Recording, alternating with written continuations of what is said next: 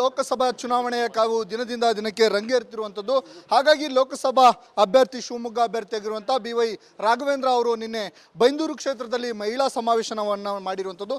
ಹಾಗೆಯೇ ಜಿಲ್ಲಾದ್ಯಂತ ಪ್ರವಾಸವನ್ನು ಮಾಡ್ತಿದ್ದಾರೆ. ಅವರನ್ನು ಮಾತಾಡಿಸ್ತೇನೆ. ಸರ್, ನಿನ್ನೆ ದೊಡ್ಡ ಸಂಖ್ಯೆಯಲ್ಲಿ ಬೈಂದೂರಲ್ಲಿ ಒಂದು ಸಮಾವೇಶ ಆಯಿತು. ಹೇಗಿದೆ ಸರ್ ವಾತಾವರಣ? ಸರ್, ಇಡೀ ನಮ್ಮ ಶಿವಮೊಗ್ಗ ಲೋಕಸಭಾ ಕ್ಷೇತ್ರದಲ್ಲಿ ಒಂದೊಂದು ಕಾರ್ಯಕ್ರಮನೂ ಕೂಡ ನಾನು ಸಂಘಟನೆ ನನಗೆ 3 ಬಾರಿ ಸ್ಪರ್ಧೆ ಮಾಡುವಂಥ ಅವಕಾಶಗಳು ಕೊಟ್ಟಿದ್ದಾರೆ. ಹಿಂದೆ ಯಾವತ್ತೂ ಕೂಡ ನೋಡಲಿಲ್ಲಂಥ ಒಂದು ಅತ್ಯುತ್ತಮವಾದಂಥ ಒಂದು ವಾತಾವರಣ ನಮ್ಮ ಶಿವಮೊಗ್ಗ ಕ್ಷೇತ್ರದಲ್ಲಿ ನಾವು ನೋಡ್ತಾ ಇದ್ದೀವಿ. ನಿನ್ನೆ ಬೈಂದೂರಿನಲ್ಲಿ ಸುಮಾರು ಒಂದು 4-5 ಸಾವಿರ ಜನರ ಒಂದು ಕಾರ್ಯಕ್ರಮ ಅಂತೇಳಿ ನಾವೆಲ್ಲರೂ ಕೂಡ ನಿರೀಕ್ಷೆ ಮಾಡಿ ನಾವು ಇದು ಮಾಡಿದ್ವಿ. ಆದರೆ ಸುಮಾರು ಒಂದು 15 ಸಾವಿರಕ್ಕಿಂತ ಹೆಚ್ಚು ಒಂದು ಮಹಿಳಾ ಶಕ್ತಿ, ಸ್ತ್ರೀ ಶಕ್ತಿ, ನಾರಿ ಶಕ್ತಿ ಒಂದೇ ಕಡೆ ಸೇರಿಕೊಂಡು ತುಂಬ ಅಭೂತಪೂರ್ವಂಥ ಒಂದು ಕಾರ್ಯಕ್ರಮ. ನಮ್ಮ ಗೌರವಾನ್ವಿತ ಹಿರಿಯ ನಟಿಯಾದಂಥ ಶ್ರುತಿ ಅವರು ಕೂಡ ಕಾರ್ಯಕ್ರಮಕ್ಕೆ ಪಾಲ್ಗೊಂಡಿದ್ದರು. ಆ ಒಂದು ಸಮಾವೇಶದಲ್ಲಿ ಕಂಡಂಥ ಒಂದು ಆಕ್ರೋಶ ಅಂದರೆ ಒಂದು ನೇಹ ಅವ್ರ ಬಗ್ಗೆ ಆದಂಥ ಘಟನೆ, ಹುಬ್ಬಳ್ಳಿಯಲ್ಲಿ ನಡೆದಂಥ ಘಟನೆ ಬಗ್ಗೆ.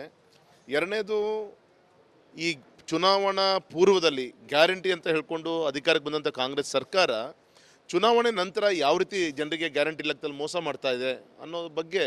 ಅಂದರೆ ಉದಾಹರಣೆಗೆ, ಸಬ್ ರಿಜಿಸ್ಟರ್ ಆಫೀಸಲ್ಲಿ ಸ್ಟ್ಯಾಂಪ್ ಡ್ಯೂಟಿ, ರೆವಿನ್ಯೂ ಟ್ಯಾಕ್ಸ್ ಇದು ಹೆಚ್ಚಿಗೆ ಮಾಡಿದ್ದಾರೆ, ಅಬಕಾರಿ ಸುಂಕ ಹೆಚ್ಚಿಗೆ ಮಾಡಿದ್ದಾರೆ, ಬೆಲೆ ಏರಿಕೆ ಹೆಚ್ಚಿಗೆ ಆಗಿದೆ, 10 kg ಅಕ್ಕಿ ಕೊಡ್ತೀವಿ ಅಂದರೂ 1 kg ಅಕ್ಕಿನೂ ಕೂಡ ಸಿದ್ದರಾಮಯ್ಯ ಸರ್ಕಾರ ಕೊಡ್ತಾ ಇಲ್ಲ. ಈ ರೀತಿಯಂಥ ವಿಚಾರಗಳ ಬಗ್ಗೆ ಆಕ್ರೋಶ ವ್ಯಕ್ತಪಡಿಸಿದ್ದು ಒಂದು ವಿಷಯ ಅಂತ ನನಗೆ ಕಾಣ್ತು. ಮತ್ತು ಇನ್ನೊಂದು, ಕಾಂಗ್ರೆಸ್ಸಿನ ಒಂದು ಚೀಪ್ ರೇಟ್ ಪಬ್ಲಿಸಿಟಿ, ಏನೊಂದು ಚೊಂಬಿನ ಮುಖಾಂತರ ಏನು ಮಾಡ್ತಾ ಇದ್ದಾರೆ, ಆ ಚೊಂಬಿಗೆ ಈಗಾಗಲೇ ಜನ ಉತ್ತರ ಕೊಟ್ಟಾಗಿದೆ.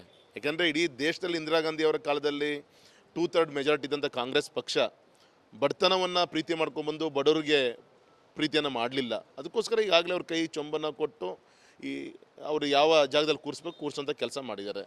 ಇವತ್ತು ಅದೇ ಚೊಂಬನ್ನು ನರೇಂದ್ರ ಮೋದಿಜಿಯವರು ಒಂದು ಅಕ್ಷಯ ಪಾತ್ರೆಯಾಗಿ ಅದು ಪರಿವರ್ತನೆ ಮಾಡಿ ಯಾವ ರೀತಿ ಅಭಿವೃದ್ಧಿಯನ್ನು ಮಾಡ್ತಾ ಇದ್ದಾರೆ. ಈ ಎರಡೂ ವಿಚಾರಗಳು ಕೂಡ ಜನರ ಮಧ್ಯೆ ಇವತ್ತು ಚರ್ಚೆ ಆಗ್ತಾ ಇದೆ. ತುಂಬ ಒಳ್ಳೆಯ ವಾತಾವರಣ ಇದೆ ಸರ್. ಇವತ್ತು ಪ್ರತಿಸ್ಪರ್ಧಿಯಾಗಿರುವಂಥ ಈಶ್ವರಪ್ಪನವ್ರನ್ನ ಪಕ್ಷದಿಂದ ಉಚ್ಚಾಟನೆ ಮಾಡಲಾಗಿದೆ ಸರ್. ನೋವಿದೆ. ಪಕ್ಷದ ಒಂದು ಅನಿವಾರ್ಯ, ಪಕ್ಷದ ಒಂದು ಶಿಸ್ತು ಸಮಿತಿಯಿಂದ ತೆಗೆದುಕೊಳ್ಳುವಂಥ ತೀರ್ಮಾನ. ಆದರೆ ಕಳೆದ 3 ವರ್ಷದಲ್ಲೂ ಕೂಡ ಅವರ ಆಶೀರ್ವಾದ ನಂಗೆ ಸಿಕ್ಕಿತ್ತು. ಈ ವರ್ಷ ಇಲ್ಲಲ್ಲ ಅಂತ ಒಂದು ನೋವು ನನ್ನ ಮನಸ್ಸಲ್ಲಿದೆ ಸರ್. ನನಗೆ ಅವ್ರ ನೇರ ಆರೋಪ ಅಂದರೆ ಈ ಬಾರಿ ನಾನು ರಾಘವೇಂದ್ರ ಅವರನ್ನು ಸೋಲಿಸಿ ಮತ್ತೊಮ್ಮೆ ನಾನು ಪ್ರಧಾನಿಯವರ ಕೈ ಹಿಡಿತೀನಿ ಅನ್ನೋಂಥ ಮಾತನ್ನ ಹೇಳ್ತಿರೋ. ಫೈನ್ ಸರ್, ಫೈನ್, ಒಳ್ಳೇದು ಮಾಡಲಿ. ಆದರೆ ಪ್ರಜಾಪ್ರಭುತ್ವ ವ್ಯವಸ್ಥೆಯಲ್ಲಿ ಪ್ರಧಾನಮಂತ್ರಿ ಕೈಯನ್ನು ಹಿಡಲಿಕ್ಕೆ ಭಾರತೀಯ ಜನತಾ ಪಕ್ಷದ ಅಭ್ಯರ್ಥಿ ರಾಘಣ್ಣ ಅಂತೇಳಿ ಸ್ಪರ್ಧೆ ಮಾಡಿದ್ದಾರೆ.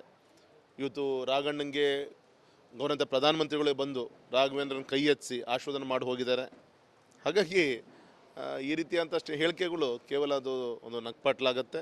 ನೋಡಿ, ಚುನಾವಣೆಯಲ್ಲಿ ಮತದಾರ ಅದಕ್ಕೆ ಉತ್ತರ ಕೊಡ್ತಾರೆ ಅಂತ ನಂಗೆ ಅನ್ಸುತ್ತೆ. ನಾಳೆ ಮತ್ತೆ ಅಣ್ಣಾಮಲೈ ಅವರು ಪ್ರಚಾರಕ್ಕೆ ಆಗಮಿಸ್ತಾರೆ. ಹೇಗಿರುತ್ತೆ ಸರ್ ನಾಳೆ?